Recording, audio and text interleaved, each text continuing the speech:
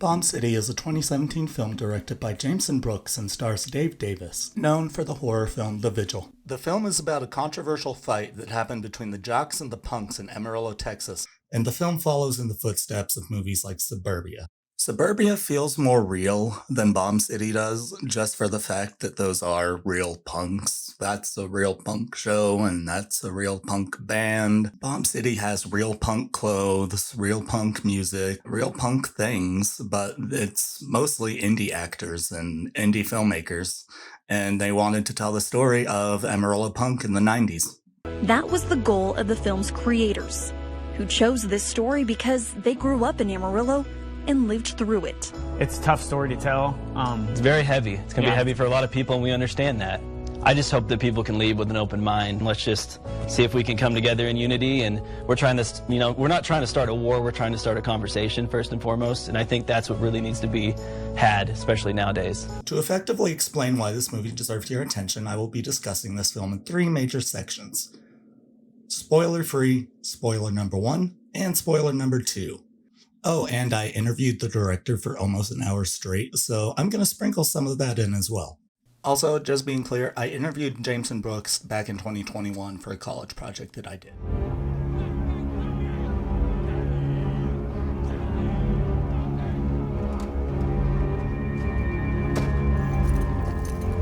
We are introduced to our characters as they are seemingly about to throw the first punch in a fight. Destroy everything. Is this the message we want to send our children for generations to come?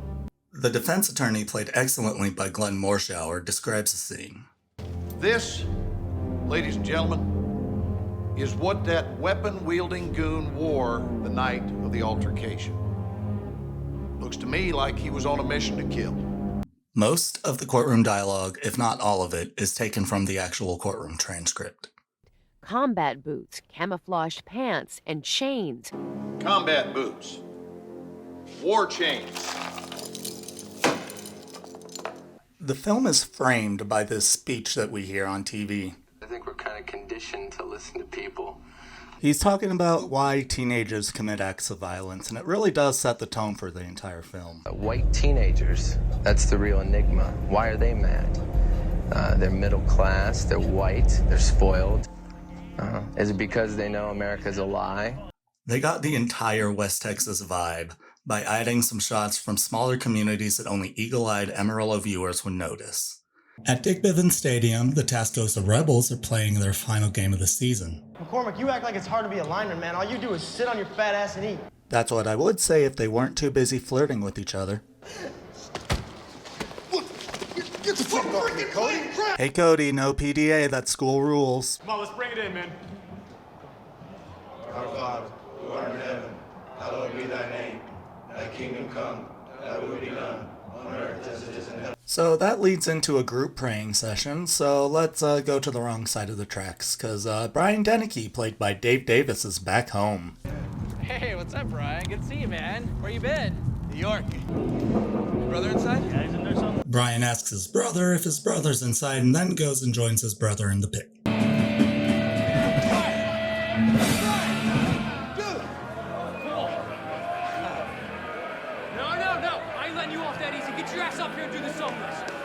Alright, so we're at the punk show, and it's hanging at about -12. Alright, kind of just hanging there. What is that?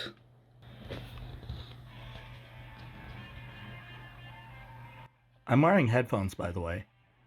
If you can hear this right now over my headphones, imagine wearing them.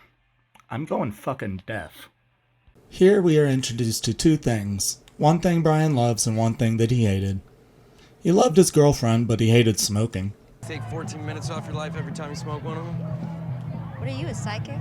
Jade, played by, I'm so sorry if I get your name wrong, May Renfrow, is Brian's love interest in the film. It's ambiguous if this is their introduction to each other or not, but regardless, it serves as an intro for us into their relationship. And that would be Oles, played by Eddie Hassel. Eddie actually did a whole lot more than he was required to. We had Eddie, and we were like, "Hey, Eddie, you got the role. This is how we kind of see it." And he's like, "Well, let me reach out to Chris Oles." Literally, just picked up his stuff. He went down to San Diego, where Chris Oles was living, and just literally lived on his couch for like that summer, just trying to like get a beat for how Oles was, like what kind of person he is, how he moves, his mannerisms, the way he talks, like all that kind of stuff. And so Eddie just took it upon himself just to do that, just because he felt so just into it, into the role, and he just wanted to be the biggest part that he could. And I mean, just by Eddie doing that, I mean, not only that, but like literally the whole time during the film, we invited Chris Oles out, and he came out and pretty much was there for the majority of the production. And he would give Eddie notes right up until it was go time on camera, Eddie Hassel was unfortunately killed in 2020 in a robbery. Bomb City was one of the last feature projects that he worked on. He did work on one project as a waiter, but this is one where he was a main character. Rest in peace, Eddie Hassel. Hi, Lorelei Linklater. Bye, Lorelei Linklater.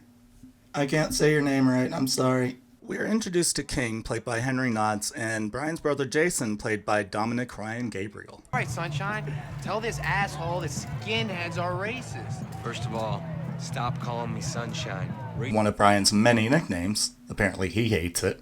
Okay, fuck y'all. Crash, let's roll, come on.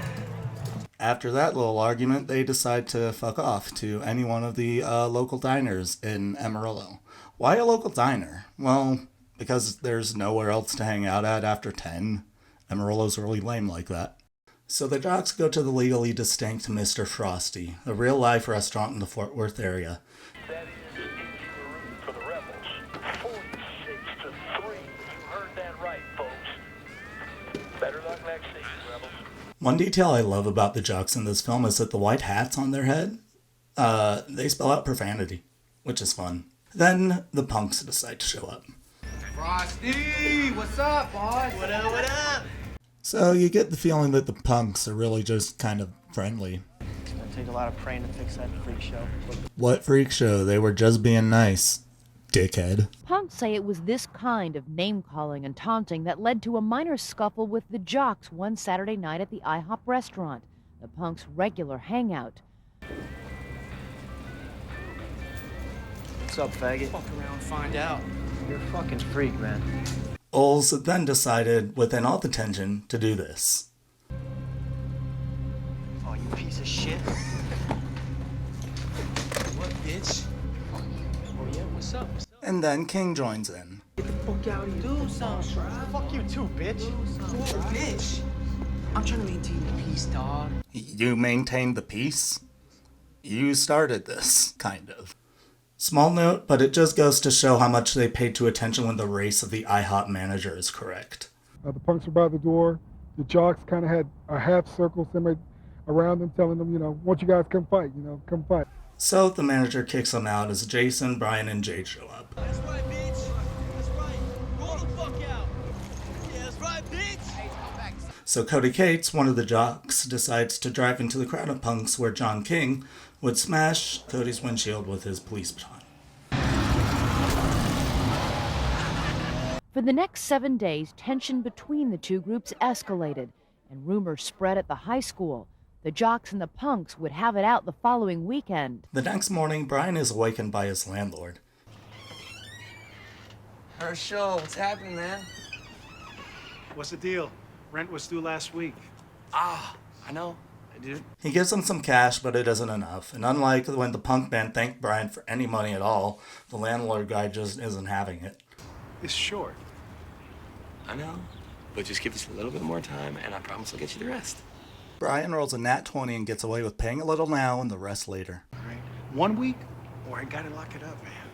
Okay, and Herschel, thank you. I promise you won't regret this. All right. I promise. Thank you. 1 week. Brian then decides to skate around the city a bit. I guess the helmet's out of the question, too. I'm not trying to look like an idiot. You could have fooled me. We see that Brian and his dad have a more playful relationship. We then just get a little taste of Brian and Jason's home life with their parents, Mike and Betty. Talking to out there? Ran into an old friend.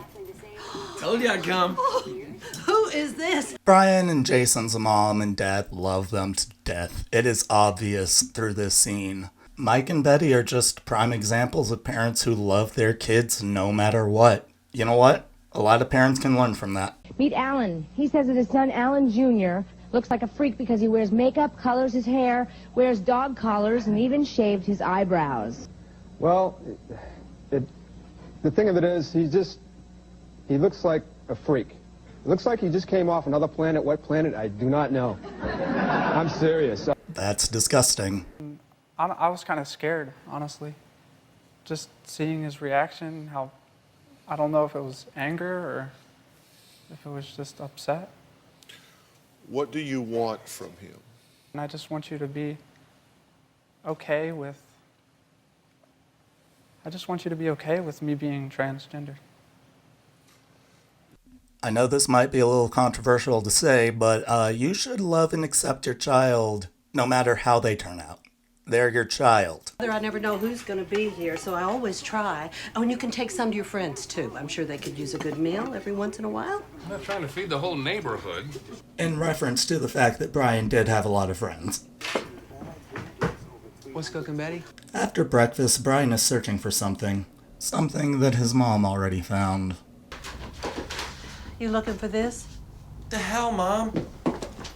The name of your band is White Slave Traders? We're all slaves to authority, Mom. And yes, that was his band's actual name. Tell me what to do, I'm an anarchist! We then see the punks' employment, and an explanation for all the mock road signs in their hangout. Shit! Why do we do this shit, man? Because it's fun! This is work, not fun. It's both.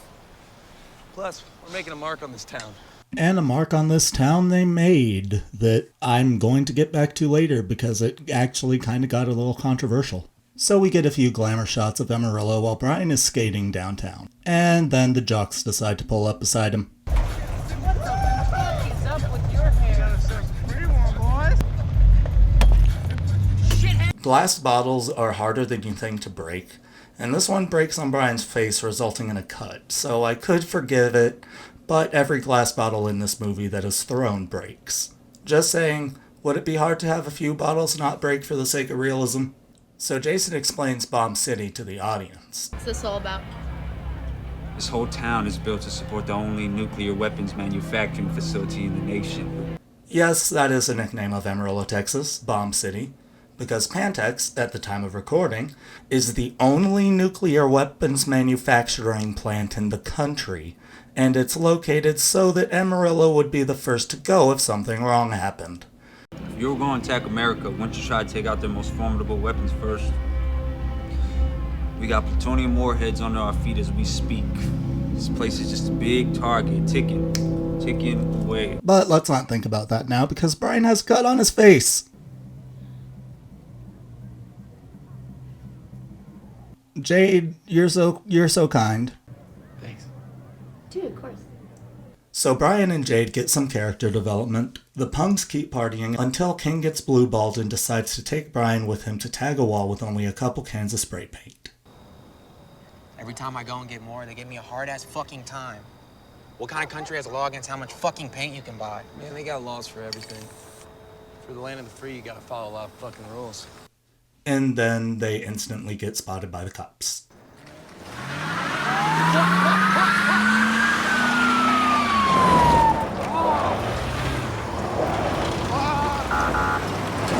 And run straight back to their hangout.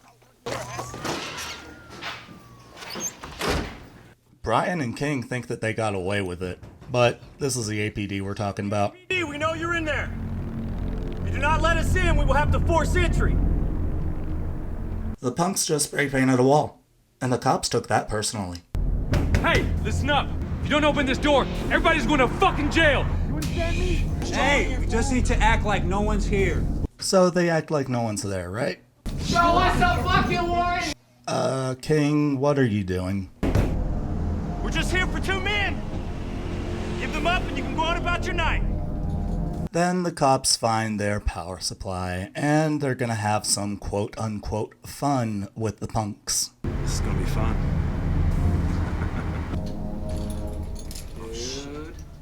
This scene was based on many interactions between the punks and the cops.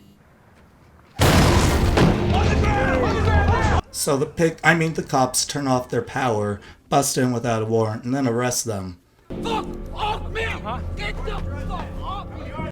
And then pepper spray them while they're already subdued. What's worse, and makes this slightly over the top, and trigger warning kinda, no pun intended, when Officer Power Trip decides to put a loaded pistol in Jade's mouth. Fuck you! We didn't fucking do anything! Get the fuck off her! Fuck you, pig! I'm sure your daddy's proud. I mean, I get it. Cops are assholes. Does anyone else remember the Black Lives Matter protests where police in full gear just shot at fucking anyone, including media journalists, with rubber bullets? Who are they aiming that at? Nice shooting at the photographer. At us, like directly at us. Directly. Why are they doing that? He's shooting at our crew. Do they not know that? Pulling people's masks down and pepper spraying them in the face. I saw one pepper spray a little girl in one instance. Says it received about 19,000 complaints since the start of the protests in May. 13,000 of those complaints were related to this image of a young child screaming after being hit with pepper spray. Video of that incident sparked outrage. After reviewing cell phone video and police body cams, the OPA says the use of pepper spray was, quote, lawful and proper. That's disgusting. But I just think I would have kept it as a creepy dude just sniffing at her. But then again, cops can get away with murder. They're depicted being incarcerated in the same cell, which I'm not sure would really happen like that. But hey, I've never been to jail. Also, the story takes place in a week. So I'm not sure if they could have gotten out for tagging a wall, but let's assume somebody bailed them out or something. I can make that leap in logic. If I could fully enjoy a movie about a scary killer shark when sharks are actually the cutest animal in all of the 7 seas, then I can believe somebody bailed these guys out. As said, Brian had a ton of friends, and the culture for punks at the time was to back each other up first, ask questions later. At least that's what I've been told by the elder punks. Plus, it makes for a good shot and directly transitions from them being encaged to picking up an encaged animal at a shelter. And that leads to one of my favorite scenes in the movie, depicting Brian and Jade having a kind of date at the Cadillac Ranch with their new puppy. This is the other character introduction that really would not have happened. Stout, Brian's dog. He had the dog since long before the events in the film, but one of the producers actually kept the puppy. Here's the most recent picture I have of him. And he was the bestest boy in the movie. The scene also serves another purpose. Brian Deneke had actually played a part in relocating the Cadillac Ranch off of Soncy onto I-40. So while the audience is directly getting more of Brian and Jade's romance, the filmmaking is showing us the things that Brian loved. He loved the art movement, he loved his dog, and he loved his girlfriend. You know, I've heard of this complaint that Brian isn't nice enough, but the dude has actually been pretty chill the entire time. Taking that hat. Oh, this? Yeah, it's pretty sweet. You have a good time at the show? It was a damn good show. And if you decide to say, oh, but he got involved with the cops or whatever, he was 19. I guarantee you, yes, you, the viewer, have made questionable life decisions in your teens. Oh, but 19's an adult. Legally, the brain doesn't stop maturing for men till they turn 25. And even then, life still goes on and choices have to be made. It's called being human. And besides, the jocks also make questionable decisions. They start bonfires in West Texas unattended by adults.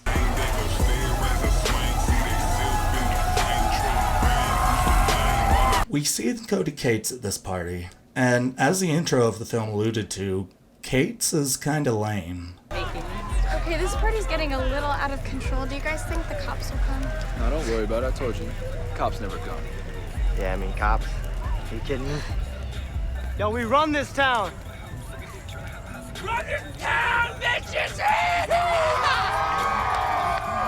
In the beginning of the film, it's stated that he's a JV, so that's like a lower rank than football player. I don't know. Ricky is the one who is more charismatic and energetic, so Davis, Cody's friend, suggested he be more like Ricky. Ricky! I'd be more like him, man. Yeah, you're not only enabling his bad behavior now, you're actively telling others to look to him as an example. You're gonna regret saying that, I guarantee. You're an accessory to murder at this point.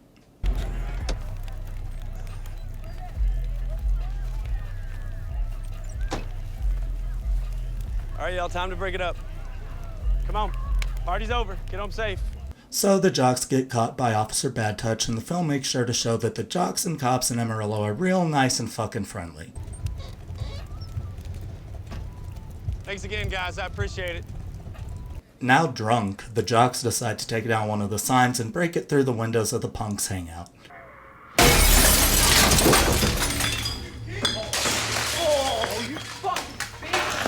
King goes off to fight. Which one of you motherfuckers broke my window? Excuse me, faggot? I said, which one of you motherfuckers broke my fucking window? You kiss your boyfriend with that fucking mouth. And gets his shit rocked. Now listen, I admire your spirit, I really do. But you done fucked up real fucking bad. Huh? I'd be more like him, man. I will not stop till every last one of you motherfuckers is 6 feet the fuck under. Cut to the rest of the punks showing up very confused as to why their window is broken. What the fuck?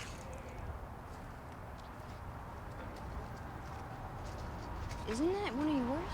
Looks like it went way past words. Then King comes back. Yo, where's the car? Oh, what the fuck happened to your face, bro? Shit, John. King! Hey! I'm tired. I'm tired of sitting around and letting them act like we don't have a place. So the punks, as is the culture at the time, back him up. Fucking equalize it! Yeah, fucking equalize. Y'all need to calm the fuck down. Fuck. Brian! What?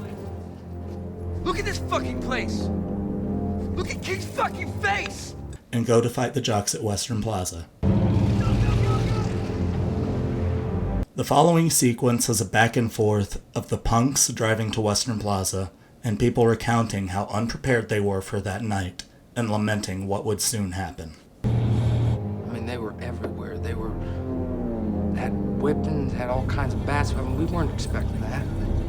We didn't come for that. And at that point, it had been a while since I had anything to drink. Bye. It's good seeing you. Have a good one.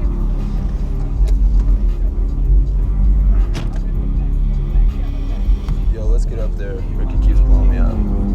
That about wraps up Spoiler Free. Please support the official release. I'm gonna keep going now. This is your last warning. If you're gonna get spoiled, you're gonna get a really good movie spoiled. Just go watch it. Just go support it. Go watch it. I wanted to say something, but it was too late. I wish it was just too late. The fight begins as we saw in the film's intro, but now we have context. The jocks were clearly the instigators since they yeeted a sign through their window and then rammed their truck into King's car. So Brian was going to throw the first punch in a fight, when he gets tackled by Ricky, the really aggressive kid. The punks numbered 5 boys and 4 girls. Eyewitnesses estimate the number of jocks at anywhere between 20 and 50.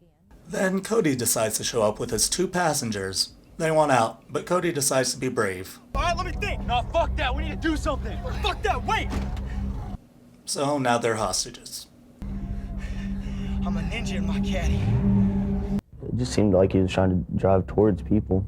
Basically, just trying to hit people. The so-called ninja then drives into the crowd. Cody does hit Oles, but he kind of slides off the windshield. His friends are telling him to stop, so is he gonna stop? Nah, his ninja code of ethics won't allow for it.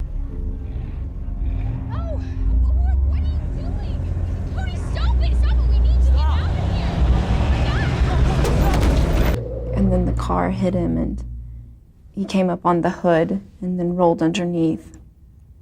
And, you know, I felt 2 bumps, and I was just praying that the bumps had been the median and not his body. And the crowd actually went wild.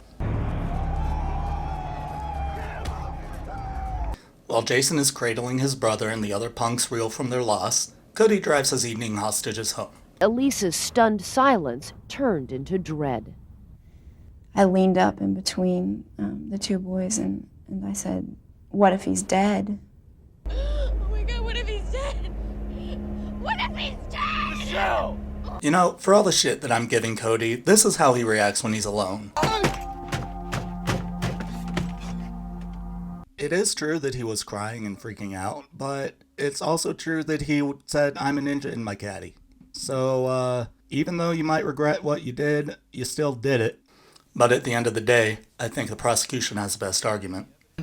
Will convince you beyond a reasonable doubt that this was not an accident, that this was not justified, and that the defendant intentionally and knowingly murdered Brian Deneke. So we know this weird defense attorney's thing now. He just has to defend a murderer, and he decided to hit below the belt and blame the punks. When those punks brought bats and chains out there with them to Western Street that night, a conspiracy was put into play to kill and maim those high school students.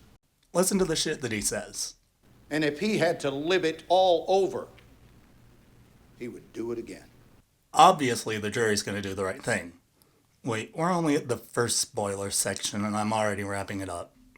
Okay, let's get to spoiler 2. Let this boy go home. Restore him to his family. Because he did the right thing. Yes, Cody Cates was indeed found not guilty for the murder of Brian Deneke. The jury convicted him of manslaughter, and the judge sentenced him to probation and a $10,000 fine, which was, of course, dropped. And the film concludes with its framing device of that speech that we were listening to on TV. One story that really struck me and got me thinking about this was a few years ago. There was this teenage punk rocker kid who was run down by a white jock in Dad's Cadillac. And yes, this is treated as a spoiler, but the speaker is Marilyn Manson. And no, that does not make this movie automatically bad. The creators had the speech in mind from the beginning. Hate Manson all you want. Regardless, the fact is that Manson spoke about the event after it happened. And that's why I don't mind its inclusion. He wasn't paid to say these lines for the film. He spoke about it because the story was the reality that people like him try to expose, that being different isn't a fucking crime. One final criticism to the film. You guys accidentally created a plot hole by omitting and replacing specific information. It's a really simple plot hole to fix if you think about it. The jocks rammed King's car. It would count in a court as evidence, and it's never mentioned. I mean, King does say, "It was all my fault," but it obviously wasn't. The jocks broke your window, then assaulted you, and arguably tried to kill you. They decided to go to IHOP again on December 12th, 1997. His name is public record, so now I'm saying the real name. Dustin Camp and 2 of his friends were at IHOP when the punks showed up. They quickly left and got in Dustin's car. The mob of teenagers moved across the street to the mall parking lot, Western Plaza. Dustin followed this mob, never leaving his car, and the fight started. Dustin then declared his ninja caddyhood and drove straight into the crowd, hitting Chris Oles like seen in the movie. It's so likely that more people could have died due to Dustin's recklessness, and I don't care if you ever feel justified, it is never okay to hit anyone with a fucking car in the first place. Dustin then turned around and drove for the only punk who was relatively by himself, Brian Deneke. Deneke had seen a car coming his way and began running over a median, surely thinking no one is stupid enough to jump a median. What was Brian doing at the moment that Dustin Camp hit him with the car? Running. Running? He was running from the car. This poor girl in the back of Dustin's passenger seat, she actually reported locking eyes with Brian as he came up on the hood. That's kind of trauma I wish on nobody. And Dustin, without even thinking about it, held 2 people hostage as he forced them to watch him murder somebody. And if you think the defense attorney in the film comes off as a bit of a prick, you have to hear it straight from the horse's mouth, or in this case, the ass. You said Dustin had to take immediate action, and he took it. And if he had to live it over again, he would do it again. Yeah. Did you really mean that? Yeah, I did mean that. But that statement of yours implies that if he had to do it all over again, he wouldn't slow down. He wouldn't hit the brakes. He could have driven away and left his friends in the lurch, but he chose to come back. It was out of loyalty. It may have been misdirected loyalty, but it was out of loyalty to his friend. Even Elizabeth Vargas is like, dude, fucking seriously? The film concludes by reading to us the name of their road sign project, the Dynamite Museum. There are mock road signs all over various neighborhoods in Amarillo. It was a group art project that took the work of hundreds of artists, and Brian even personally painted and sold a few of them. However, I found that Brian Dennehy's Punk Angel sign, which was shown off in the film, has been removed. The owners of the signs probably didn't want the attention, which is fine. There are other reasons for the signs being taken down, though. And the most that I'll say is that the signs were funded by a sketchy dude who did really shitty things to people, so some signs have been painted over and some removed. There has been some push after the movie to memorialize Brian in Amarillo, and I suppose he does have one memorial. A mural, tucked behind a tattoo shop on Western, just the right place for no one to see it. Some movies can be as accurate as possible, but without contacting the family and getting their input, it feels like you're skipping some required homework. As I stated, they did get the real people involved in the story. The first 3 people that actor Dave Davis speaks to in the film are the real-life John King, Chris Oles, and perhaps most meaningfully, Jason Dennehy. It is amazing to see Betty, Brian's mother, go from this. And I says, "Where's Brian?" And then I saw the blanket and him laying on the ground. And then the police officer told me that he was gone. To this, all because someone is telling her son's story with love and care. And that's why this movie matters. It's stuck outside, they extinguish the light. The ninjas in the cat